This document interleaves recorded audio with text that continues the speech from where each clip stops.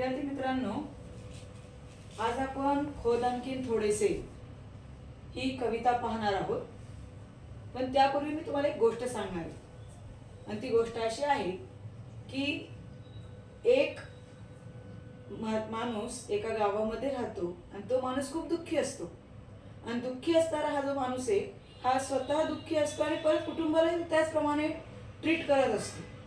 मग त्याचं ते वागणं ते सगळं पाहून त्या माणसाला समाजातनं मान मिळतो न त्याच्याशी कोणी चांगलं बोलतं, म्हणून अजून तो दुःखी होतो. मग एक दिवस त्याला कळतं की आपल्या गावामध्ये एक साधू आलेला आहे आणि तो साधू प्रत्येक समस्येचं निराकरण करतो. ह्यालाही वाटलं की आपण त्या साधूकडे जावं आणि मग त्या साधूकडे जावं म्हटलं तर तो तिथं गेल्यानंतर त्याने ते पाहिलं की तिथं अनेक लोक आपल्या समस्या घेऊन साधूकडे आलेले आहेत. आणि साधूकडे आल्यानंतर तो लांबून उभं राहून पाहतोय की कोण काय समस्या सांगतोय आणि साधू त्याचं कसं निराकरण करत आहे. सगळे गेल्यानंतर हाही त्या साधूकडे जातो आणि साधूकडे गेल्यानंतर तो त्या साधूला सांगतो की मी खूप दुःखी आहे, मला ह्या त्रासातून बाहेर काढा. पण असं सांगितल्यानंतर साधूने त्याला सांगितलं की तुला एक गोष्ट करावी लागेल. त्याने लगेच होकार भरला, कारण की त्याला ह्या दुःखी या त्रासातून त्याला बाहेर जायचं होतं, त्याला बाहेर निघायचं होतं. मग हे सगळं जेव्हा चाललं तेव्हा साधूने त्याला एक काम सांगितलं. तेच काम असं होतं की त्याला रात्री ज्या गोशाळेमध्ये ज्या साधू राहत होते त्या गायींची सेवा त्याला करायची होती. आणि मग हे जेव्हा त्याला सांगितलं त्यावेळेस त्याने सांगितलं ठीक आहे, गायीची सेवा करायची ना, मी करतो. पण त्याच्या पुढे साधूने सांगितलं की तुला तोवर आराम करायचा नाहीये जोवर एकही गाय झोपत नाही. असं सांगून साधू निघून गेले. साधू निघून गेल्यानंतर याने आपली रात्री गायीची सेवा करण्यासाठी तो तिथं पोहोचला. पोहोचल्यानंतर तो रात्रभर त्या गोशाळेची सेवा करत होता, चक्कर घालत होता की गायी सगळ्या झोपलेल्या आहेत का. पण त्याचं असं लक्षात आलं की एक गाय झोपली की दुसरी गाय जागी होते, दुसरी गाय झोपली की तिसरी गाय जागी होते. म्हणजे एक गाय कंटिन्युअली किंवा सर्व गाया ह्या कंटिन्युअली झोपत नाहीये. मग हे जेव्हा त्याच्या लक्षात आलं त्यावेळेस तो रात्रभर जागाच राहिला. दुसऱ्या दिवशी साधू आले आणि साधूने सांगितलं की अरे तू रात्री झोपला होतास का रे. त्याने सांगितलं नाही ना, एक गाय झोपती दुसरी गाय झोपत नाही, मग ती एक उठती दुसरी झोपतीये, मी रात्रभर जागाच होतो. मग त्याने सांगितलं आयुष्यामध्ये सर्व अडचणी अशाच असतात, एक जाते एक येते, त्यावर आपण संयमाने राहिलं पाहिजे. आपल्याकडे संयम असला पाहिजे, आपल्याकडे सकारात्मक गोष्टी असल्या पाहिजे, आपण चांगले चांगले पुस्तकं वाचले पाहिजे, चांगल्या चांगल्या गोष्टी ऐकल्या पाहिजे. आणि हे सगळं आसावरी काकडे यांनी खोद आणखीन थोडेसे या अशा सुंदर अशा या कवितेतून इथं मांडलेले आहेत.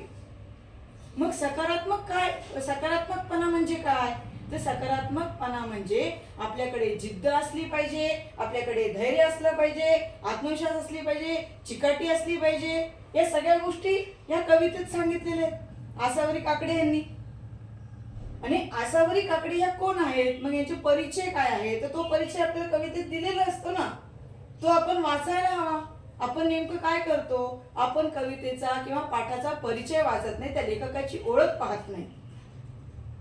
आणि हे झाल्यामुळे आपल्याला सवय काय झाली आहे, आपल्याला शॉर्टकटचा मार्ग हवा आहे ना, की झटपट आपल्याला माहिती असली पाहिजे, झालं क्लिक केलं की सगळ्या गोष्टी होतात. पण तसं नाहीये, आपल्याला वाचन करणं गरजेचं आहे. आणि म्हणून आसावरी काकडे यांचा जर आपण परिचय पाहिला तर प्रसिद्ध कवयित्री, त्यांचे अनुमनुशिलू, ऋतुचक्र, ट्रिंग ट्रॉंग टिंग, भिंगऱ्या भिंग हे बालकविता संग्रह, आकाश, आरसा, उत्तरार्ध, मी दर्शन बिंदू, लाहो, शपथ शार्थ सहजीवनाची, स्त्री असण्याचा अर्थ हे कविता संग्रह, तरीही काही बाकी राहील, बोल माधवी, लम्हा लम्हा हे अनुवादित कविता संग्रह इत्यादी लेखन प्रकाशित आहे. 1990 साली त्यांना विशाखा पुरस्कार व 1992 साली राज्य पुरस्कार यांनी त्यांना सन्मानित करण्यात आलेलं आहे. आसावरी काकडे यांनी भावभावनांवर आधारित अनेक कविता लिहिलेल्या आहेत. माणसाकडे भावना असतात, माणसाकडे जिद्द, चिकाटी किंवा प्रेरणादायी असणाऱ्या ह्या ज्या कविता आहेत या आसावरी काकडे यांच्या आहेत.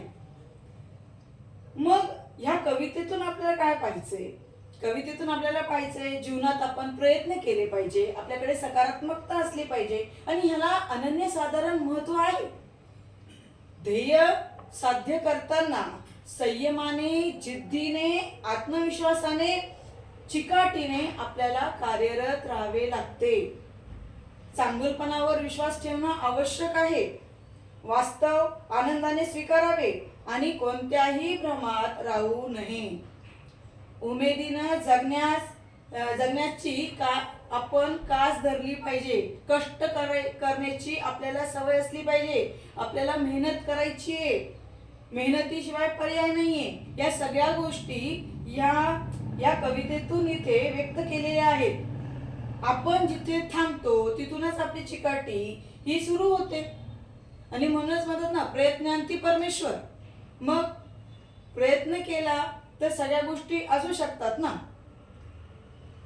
थोडेसे पुढे गेले तर थोडं निश्चितच आपल्याला फळ मिळतं. आणि कोणती गोष्ट करायची असेल तर आपल्याकडे जिद्द असणं गरजेचं आहे. मग आपल्याला जर जिद्द, त्यानंतर आपल्याकडे धीर असला पाहिजे, संयम असला पाहिजे. अनेक गोष्टी ज्या आपल्या हितकारक आहेत ते असल्या पाहिजे ना. संयम सर्वात महत्वाचा. शांत असलं पाहिजे माणसाने. आपल्याकडे राग खूप आहे. आपल्याला सगळ्या गोष्टी तात्काळ हव्या असतात, पण त्या तात्काळ कधीच मिळत नाही ना. मग आसावरी काकडे यांची जर आपण कविता पूर्ण वाचली तर ती आशावादी आहे. माणसाला आशावाद शिकवणारी आहे. आणि म्हणूनच जर आपण कवितेचा विषय पाहिला तर कवितेचा विषय हा तुम्हाला परीक्षेमध्ये 1 गुणाला विचारला जातो. आणि कवितेचा विषय हा आहे की आपल्याकडे प्रयत्न आणि सकारात्मकता ह्यांचे महत्व.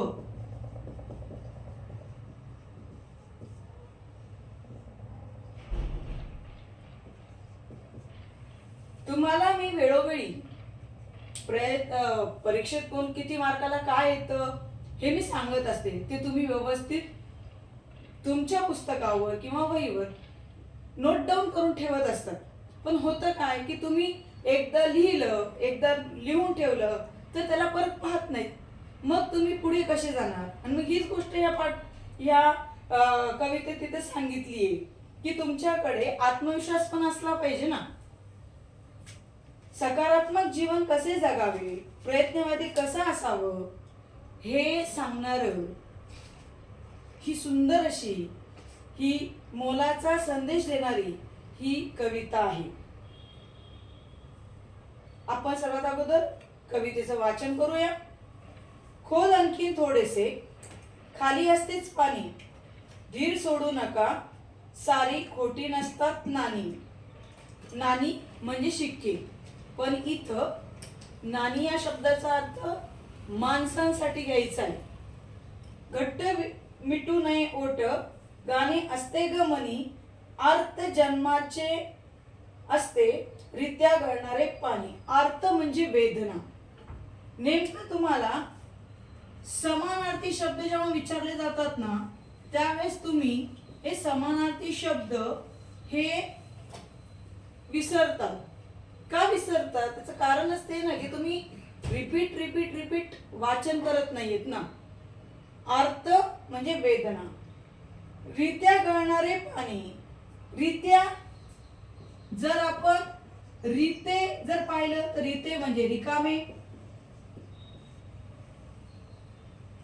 आणि मग मूठ मिटून कशाला, मनाईची भरलेली, उघडून ओंजळीत घ्यावी मनातली तळी.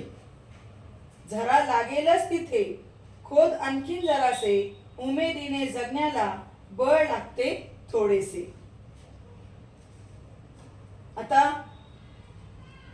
आणखीन थोडेसे. इथं खोदणे ह्या शब्दाचा अर्थ आहे ते म्हणजे की जिद्दीने तुम्हाला पुढे जायचंय.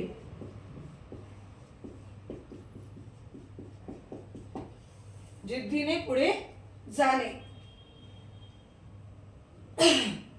खोद आणखीन थोडेसे, खाली असतेच पाणी, धीर सोडू नको सारी, खोटी नसतात नाणी.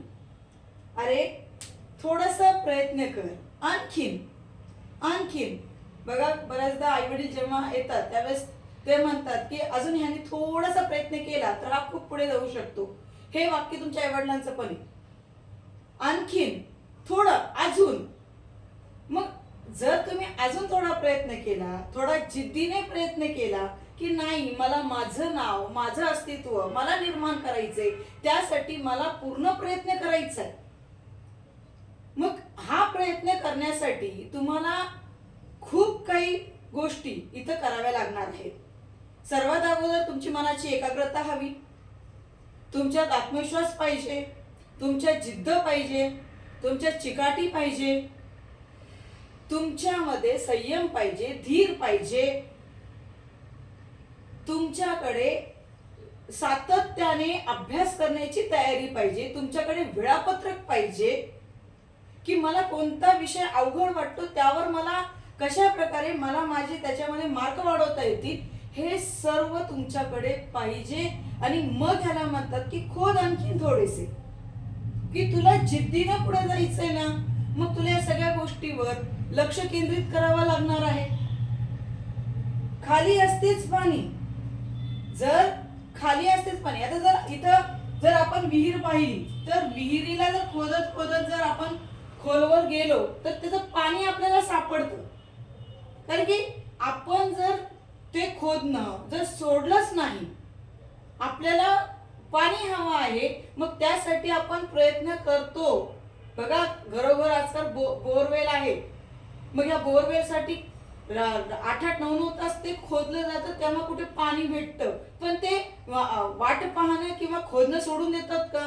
नाही. त्यांना आशा असते की नाही कुठेतरी पाणी लागेल. मग तुमच्यासाठी पाणी हा शब्द काय आहे? तर पाणी म्हणजे निरंतर तुम्हाला प्रयास करायचा आहे, निरंतर तुम्हाला प्रयत्न करायचा आहे. आणि प्रयत्न करण्यासाठी तुम्हाला धीर सोडू नका. तुम्हाला धैर्य सोडायचा नाहीये, तुम्हाला धीर सोडायचा नाहीये.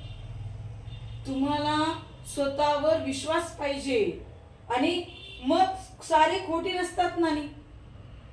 सारी खोटी नसतात नानी म्हणजे काय? तर सर्व माणसे ही अप्रामाणिकच असतात का? नाही, त्यातली काही प्रामाणिक असतात. मग ही जी प्रामाणिक लोक आहेत, ही प्रामाणिक असणाऱ्या लोकांवर तुमचा विश्वास असणं गरजेचं आहे.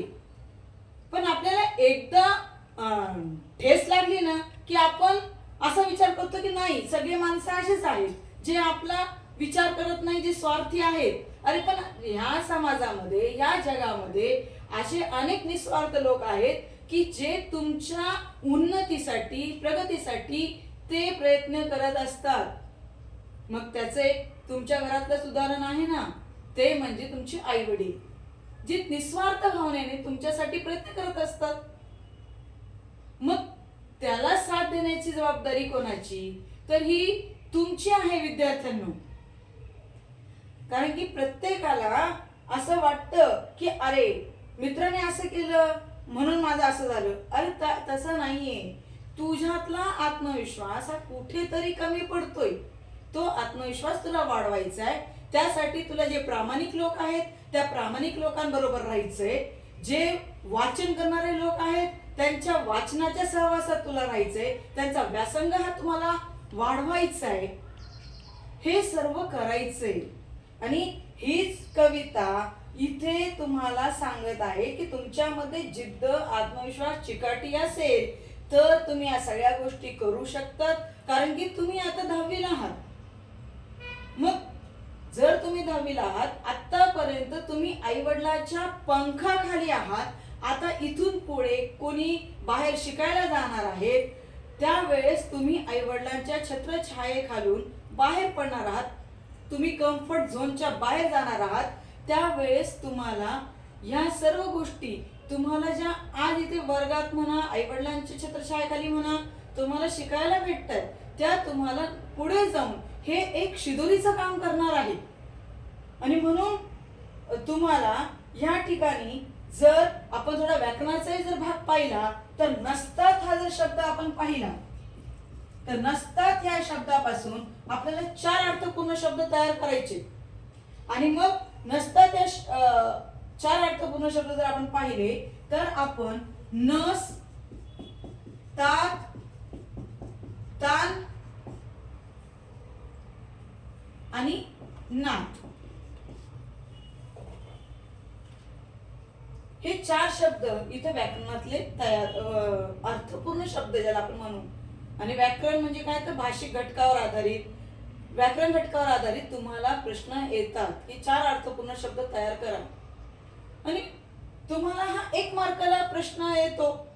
मग 1 मार्काला तुम्हाला हा पटकन तुमच्या मार्क वाढवण्यासाठी सुद्धा खूप महत्वाचा ठरतो. त्यानंतर घट्ट घट्ट मिटू नये ओट गाणे असते ग मनी.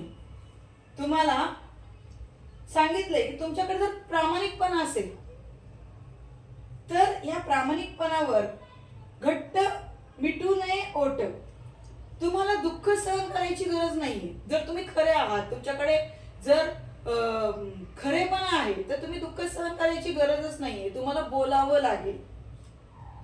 कारण की तुमच्या ज्या काही वेदना आहेत त्या वेदना तुम्हाला स्पष्टपणे मांडता आल्या पाहिजे. घट्ट मिटू नये ओट गाणे असते ग मनी. गाणे असते ग मनी म्हणजे तुमच्या मनामध्ये नवनिर्मितीच्या अनेक क्षमता असतात की तुम्ही हार मानायची नाही ना. मग हे जमत नाहीये का, ठीक आहे आपण दुसरं काहीतरी करून बघू. पण ते दुसरं काहीतरी करून बघण्यामध्ये सुद्धा तुमचा तितकाच 101% त्याच्यामध्ये तुम्ही सहभाग घेतला पाहिजे. गाणे असते ग मनी, मनी म्हणजे मनामध्ये. आणि गाणे ह्या शब्दामध्ये इथं तो शब्द आलेला आहे की तो म्हणजे तुमच्याकडे नवनिर्मिती. गाणे म्हणजे काय, नवनिर्मितीची क्षमता ह्या इथं तयार झालेल्या आहेत. तुमच्याकडे अनेक नवनवीन गोष्टी तुम्ही तयार करू शकता. तुमच्यापैकी कोणी डॉक्टर होईल, कोणी इंजिनियर होईल. मी बऱ्याचदा सांगत असते की तुमच्यापैकी कोणी शेतकरी सुद्धा चांगला होऊ शकतो ना. आधुनिक शेती आज आपण पाहायला भेटते. आपण पेपरमध्ये वाचतो की 2 ते 3 एकर मध्ये अनेक डाळिंब घेण्यात आलेली आहेत किंवा अनेक कापसाचं बी बियाणं घेण्यात आलेलं आहे. मग तुमच्याकडे त्या क्षमता आहेत ना की तुम्ही स्वतःला ओळखा की मला काय व्हायचंय. मग हे जेव्हा तुम्ही ठरवताल त्याच वेळेस सगळ्या गोष्टी होती. आर्तजन्माचे असते रित्या गळणारे पाणी. आर्तजन्माचे की तुमच्याकडे काय ज्या काही वेदना असतील, काही दुःख असेल, कोणी तुम्हाला वाईट बोललं असेल, ते कुठतरी मनाला बोचतं, हे करतं, सोडून द्या. जर आपण ते धरून बसलो ना आपण पुढे जाऊ शकत नाही. आणि पुढे जाण्यासाठी आपल्याला तितकी गोष्ट, अगदी लहान गोष्टी सांगते मी तुम्हाला की आपल्या ज्या मनात काही अशा बोचणाऱ्या गोष्टी असतात ना, ह्या लोकांपासून आपण दूर राहिलेलंच बरं. मग आर्तजन्माचे असते पाणी. अर्थ म्हणजे वेदना देणार. कारण की जन्माचे असते, आपल्या आजूबाजूला सगळे लोक असतात. जे चांगलं आहे ते घेण्याचा प्रयत्न करा. आणि ज्याने आपल्याला वेदना होतात ना त्या गोष्टी घेऊच ना. तिकडे जायचंय नाही. 10 हात लांब त्या व्यक्तीपासनं, त्या गोष्टीपासनं. रित्या गळणारे पाणी. आता इथे जो शब्द आलेला आहे रित्या गळणारे पाणी. आता रित्य म्हणजे काय, तर आपण जर झाडाचं उदाहरण पाहिलं तर झाडाचं उदाहरण जर पाहिलं तर झाडाला वसंत ऋतूमध्ये छान ते फुललेलं असतं. अनेक पानं, फुले, वेगवेगळ्या प्रकारची फुलं ही ह्या झाडांना आलेली असतात. मात्र हेच पान वर्षभर सुंदर बहरलेलं असतं आणि शिशिर ऋतूमध्ये झाडाची पाने गळतात ना. या झाडालाही दुःख होतं ना. की अरे मी ज्याला इतकं फुलवलं, इतकं सगळं केलं, तो जातोय, मला सोडून जातोय. पण तो आशावादी झाड.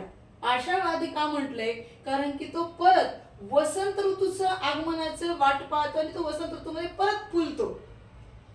म्हणजेच आपण पुढे पुढे जात असताना अपयश ही यशाची पहिली पायरी आहे, हे विसरता कामा नये.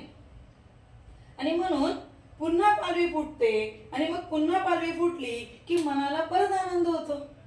आपण त्याच झाडाकडे परत, किती सुंदर झाड आहे, किती छान झाड आहे, किती भरलेलं झाड आहे, किती फळाने लगडलेलं झाड आहे, असं आपण म्हणतो. त्याला ते सर्व पाहत असताना आपल्या मनामध्ये या सगळ्या गोष्टी येतात. मग तसंच मी वारंवार एक गोष्ट तुम्हाला वर्गात सांगत असते बघा, की गुलाबाचं फूल फुललेलं पाहिलं की लोकांना वाटतं वा काय छान गुलाबाचं फूल आहे. अरे त्या गुलाबाच्या फुलाला खाली काटे पण आहेत ना. तो फूल फुलण्यासाठी त्याने अनेक मुळांना, त्याने स्वतःला घडवण्यासाठी अनेक मुळं ही खडकाला धडक देत आलेली आहेत वर. त्याच्यातून त्याने आले अनेक काटे आहेत त्याला. ते काटे आपण पाहत नाहीत. लोकांना फक्त काय दिसतं? ते सुंदरचं फूल. म्हणजे तुमचं यश दिसणार. तुम्ही कसे वर आला, तुम्ही किती प्रयत्न केला, तुम्ही किती संयमाने वागलात, तुम्हाला किती वेदना झाल्या ते कोणालाही दिसणार नाही. आणि म्हणून तुम्ही आशावादी राहा. आणि माणसाच्या जीवनात सकारात्मकता असणं गरजेचं आहे. सकारात्मकता असेल तर सगळ्या गोष्टी होतात.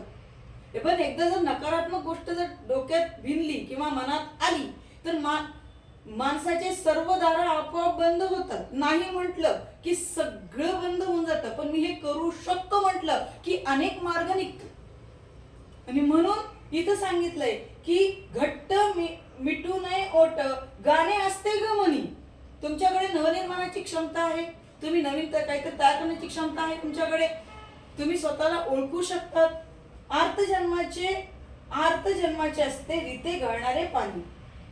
तुमचं जे गोष्टी आहेत ती स्वतःला हताश होऊ द्यायचं नाहीये. तुम्हाला निराश होऊ द्यायचं नाहीये.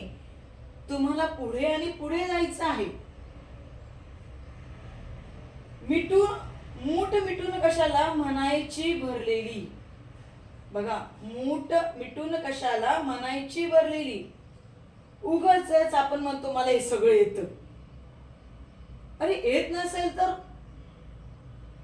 येत नाही म्हणायचं, मी प्रयत्न करतो म्हणायचं. पण आपल्याकडे कसं आहे, मला हे येतंय. सत्ता, संपत्ती, वैभव नसताना सुद्धा अनेक जण म्हणतात नाही मला हे सगळं येते, माझ्याकडे हे आहे, माझ्याकडे ते आहे.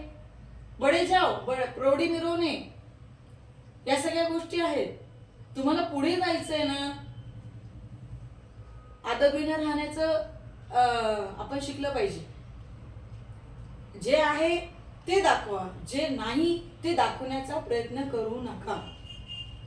मूठ मिटून कशाला म्हणायची भरलेली. आपल्याकडे भ्रामक समजुती भरपूर आहे. आपण भ्रम निर्माण तयार करतो. मला येतं, मी करू शकतो. पण जेव्हा करण्याची वेळ येते ना त्यावेळेस तुमची टायटॅपूस होते.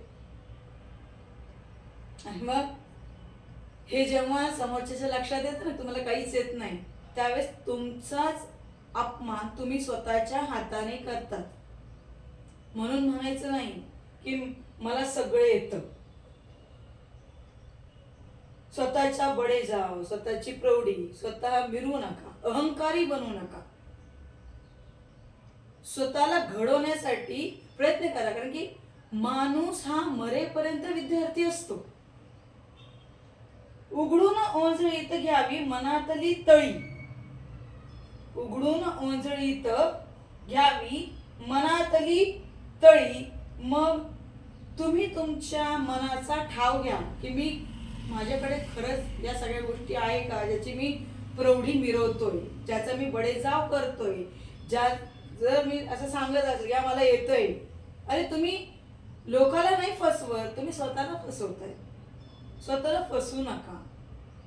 मनातली तळी. तुम्ही स्वतःच्या मनाला, तळी म्हणजे तलाव, पण इथं तळी या शब्दाचा अर्थ काय घ्यायचा आहे? तळी या शब्दाचा अर्थ घ्यायचा आहे की तुमच्या मनाचा ठाव हा तुम्हाला घ्यायचा आहे. आणि मनाचा ठाव घेण्यासाठी तुम्हाला तितकं प्रयत्न करावा लागणार आहे. सर्वात अगोदर मला खूप येतं, आम्ही बाईकवर तिघ चौघ अशा उड्या मारत निघतो. मग हे शिस्तीचं पालन झालं का? हे विशिष्ट वर्तन आहे. हे अगोदर थांबवायला हवं. सुरुवात ही तुमच्यातल्या जे अवगुण आहे ते अवगुण ओळखा, की माझ्यामध्ये कोणकोणते अवगुण आहेत हे ओळखा, आणि ते ओळखून मग तुम्ही पुढे जा ना.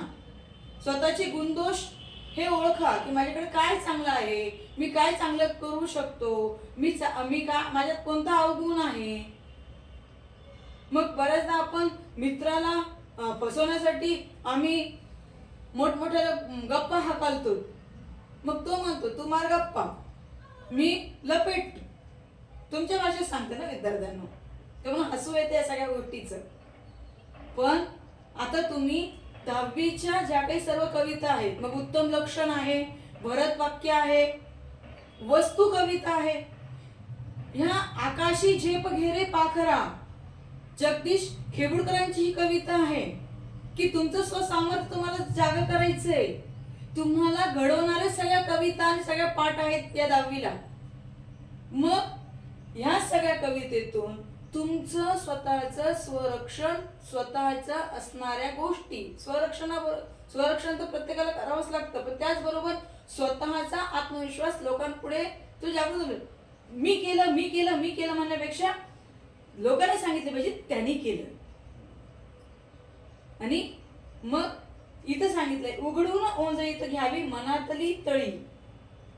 तुम्हाला आपली समृद्धी, आपलं जीवन हे समृद्ध करण्यासाठी हे कुठे छान आहे, काय काय करावं लागेल, त्यासाठी कुठे आपल्याला आनंद भेटेल, या सगळ्या गोष्टी आपल्याला कराव्या लागतील. जरा लागेलच तिथे खोल आणखीन जरासे, जरा लागेलच तिथे खोल आणखीन जरासे. अपयश यशाची पायरी आहे, मी आत्ताच सांगितलं. अपयश आलं थांबायचं नाही. आपण MPSC UPSC जर आपण थोडा अभ्यास केला ना, तर अनेक मुलं, अनेक मुली या असं पोहोचतात आणि तिथं गेल्यानंतर अगदी एका मार्काने, एका टक्क्याने ते खाली येतात. मग ते परत पहिल्यापासून ते MPSC UPSC ते अभ्यास करतात ना. मग ते थांबतात का? नाही थांबत. आणि मग तिथे सांगितलंय जरा लागेलच तिथे खोद आणखीन तरासे. तुम्हाला थोडा प्रयत्न करावाच लागणार आहे, आणि प्रयत्न केल्याशिवाय तुम्ही पुढे जाऊ शकणार नाही. तुम्हाला तुमच्यामध्ये जिद्द असली पाहिजे, तुमच्यामध्ये उमेद असली पाहिजे, आशा, आकांक्षा, मेहनत, मनाची एकाग्रता, चिंतन, वाचन, मनन. प्राध्यापक शिवाजीराव भोसले यांचं वेळेबद्दलच असणार एक मी लेख वाचला होता, आणि त्याच्यामध्ये त्यांनी सांगितलं मनोबल वाढवणाऱ्या गोष्टी कोणत्या, तर वाचन, चिंतन, मनन, लेखन. ह्या 4 गोष्टी खूप महत्वाच्या आहेत, की वाचन करा, लेखन करा, चिंतन करा, मनन करा. मग मनन केल्यानंतर काय काय होतं, मनन केल्यानंतर आपल्या लक्षात येतं की आपल्या वाचल्यानंतर आपल्या किती लक्षात राहतंय, आपल्याला काय सांगायचंय, आपल्याला किती अवगत आहे, या सगळ्या गोष्टी येतात ना. आणि म्हणून खोल आणखीन जरा असेल. उमेदीने जगण्याला बळ लागते थोडेसे. तुमची मनाची एकाग्रता, मनाची शक्ती वाढवली ना, तर त्याला म्हणतात उमेद. उमेद म्हणजे काय, तर उमेद या शब्दाचा अर्थ होतो जिद्द, आशा, तुमच्यातला असणारा उत्साह हा असला पाहिजे ना. कारण की समृद्ध जीवन जगण्यासाठी तुम्हाला आवश्यक असणाऱ्या ह्या ज्या गोष्टी आहेत, तो म्हणजे सर्वात अगोदर आहे प्रयत्नवाद, की तुम्ही प्रयत्नवादी असला पाहिजे. प्रयत्न करणं गरजेचं आहे, आणि प्रयत्न करण्यासाठी तुम्हाला वाचन तर करावं लागणार आहे, लेखन करावं लागणार आहे, मनन करावं लागणार आहे, वेळेचं नियोजन करावं लागणार आहे. वेळापत्रक तयार करावं लागणार आहे की मला काय करायचं, कोणत्या वेळेला मला काय करायचं. वेळापत्रक फक्त तयार करू नका, त्या वेळापत्रकानुसार वागा, त्याची अंमलबजावणी करा. हे तर बरेच विद्यार्थी काय करतात, मॅडमनी सांगितलंय ना मग चला वेळापत्रक तयार करू, ते लावतात. आईवडील पण खुश होतात, चला आपल्या मुलाने वेळापत्रक तयार केले. अरे पण ते वेळापत्रकानुसार तू वाग रे बाबा. काही फक्त लिहून काढून चालत नाही, तर त्या पद्धतीने वागावं लागतं. आणि त्यासाठी खंडाग्र तुल्य असं जीवन आपल्याला इथे स्वतःसाठी निर्माण तयार करावं लागतं. मला वाटतं तुम्हाला ही कविता नक्कीच लक्षात आली असेल. पण आता आपण थोडा व्याकरणाचा भाग इथं पाहूया. आणि व्याकरणाचा भाग पाहण्यासाठी आपल्याला ह्या कवितेचे भाषिक वैशिष्ट्य, कारण की कवितेचे रसग्रहण करा असा एक प्रश्न तुम्हाला 4 मार्काला येतो. आणि भाषिक वैशिष्ट्य, काव्य सौंदर्य, आशय सौंदर्य आणि भाषिक वैशिष्ट्य, या 3 गोष्टी आपल्याला इथे पाहायच्या असतात. त्यामध्ये भाषिक सौंदर्यामध्ये आपण जर पाहिलं तर ही जी कविता आहे ही कविता साधी, सोपी, अष्टाक्षरी छंदातली आहे. कवितेची रचना ही यमक अलंकाराने आहे. जसं पाणी, नाणी यमक अलंकार आहे. की यमक अलंकार म्हणजे काय, तर एकच शब्द वारंवार ठराविक अंतराने परत येतो, त्याला म्हणतात यमक अलंकार. ठराविक शब्द किंवा ठराविक अक्षर. आणि त्यामुळे काय झालं की यमक अलंकारामुळे ह्या कवितेला एक प्रकारचा लय प्राप्त झालेला आहे. आणि ही जी कविता आहे या कवितेमध्ये ओघावती भाषा आहे, अगदी साधी, सरळ, सोपी, सगळ्याला समजेल या भाषेतली ही कविता आहे. त्याचप्रमाणे जर ह्या कवितेमधला आपण थोडस अजून व्याकरणातला दुसरा भाग पाहिला तर या कवितेमध्ये विरुद्धार्थी शब्द, समानार्थी शब्द, वचन बदला हे सुद्धा खूप महत्वाचं आहे, जे तुम्हाला 1-1 मार्काला असतं. मग थोडेसे ह्या शब्दाचा विरुद्धार्थी शब्द आहे जास्त. घट्ट, सैल, खोटी, खरी, रीते, भरलेले. त्यानंतर आपण जर समानार्थी शब्द पाहिले तर समानार्थी शब्द आपण तर फळ्यावर लिहिलेलेच आहेत. पण अजून एकेका शब्द जर आपण पाहिलं, पान, पान हा शब्द जर आपण पाहिला तर पान ह्या शब्दाला समानार्थी शब्द आहे पर्ण. गाणे, गीत. आपल्याला वचन बदला जर पाहिला आपण तर तळे, तळी, ओढ, ओट, ओट. गाणे, गाणी, झरा, झरे. सगळेजण लिहून घ्या. मी जे जे सांगते आहे ते लिहून घ्यायचं आणि त्याचा परत रिव्हिजन करायची. हेच या कवितेत सांगितलंय की तुम्हाला वारंवार वारंवार वारंवार काय करायचंय, याचा अभ्यास करायचा आहे. तुम्हाला मग गणिताचे प्रश्न असतील, गणिताचे उदाहरण संग्रह असतील, त्याचा वारंवार सराव करायचा आहे. विज्ञानाचे प्रयोग असतील त्याचा वारंवार सराव करायचा आहे. त्यानंतर परत जर थोडा अभ्यास केला तर आपल्याला विज्ञानाचे प्रयोग आपल्या लक्षात येतील. आणि मराठी, इंग्रजी, गणित त्याचं तर तुम्हाला वाचन करावंच लागणार आहे. तुम्हाला समानार्थी, विरुद्धार्थी शब्द हे अभ्यासावेच लागणार आहे. तुम्हाला प्रत्येक गोष्ट ही अभ्यासायचीच आहे. चला, तुम्हाला अजून एक गोष्ट सांगायची आहे, ती म्हणजे ही जी कविता संग्रह आहे हा कविता संग्रह लाहो, ही जी आसावरी काकडे यांची ही जी कविता आहे, आपल्या ज्या कवयित्री आहेत त्या कवयित्रीने इथे आपल्याला ही त्यांच्या कविता संग्रहातून घेण्यात आलेली आहे. कारण की हाही प्रश्न तुम्हाला विचारला जातो. जेव्हा कवितेचे वाचन करून खालील प्रश्नाची उत्तरे द्या हा प्रश्न जेव्हा येतो त्यावेळेस हेही विचारलं जातं कधी कधी की कविता आसावरी काकडे यांची किंवा खोद आणखी थोडेसे हे कोणत्या कविता संग्रहातून घेण्यात आलेला आहे. आता तुमच्या मनात परत प्रश्न आला असेल की मॅडम हे लिहिलेलं असतं का? हो, लिहिलेलं असतं परीक्षेमध्ये. तुम्हाला उत्तरपत्रिकेत हे सगळ्या गोष्टी लिहिलेल्या असतात, पण त्याचं नीट निरीक्षण करणं गरजेचं आहे ना. ते निरीक्षण करून तुम्हाला त्याची उत्तरं लिहायची असतात. मला वाटतं तुम्हाला अशी ही छान प्रयत्नवादी, आशावादी असणारी ही जी कविता आहे ही तुमच्या लक्षात आली असेल. तुम्ही घरी जाऊन नक्कीच याचं वाचन करताल, तुमच्यातला आत्मविश्वास तुम्ही वाढवताल, तुम्ही पुढे जाताल आणि तुमच्या पंखांना नक्कीच बळ निर्माण होईल अशी अपेक्षा करते आणि थांबते.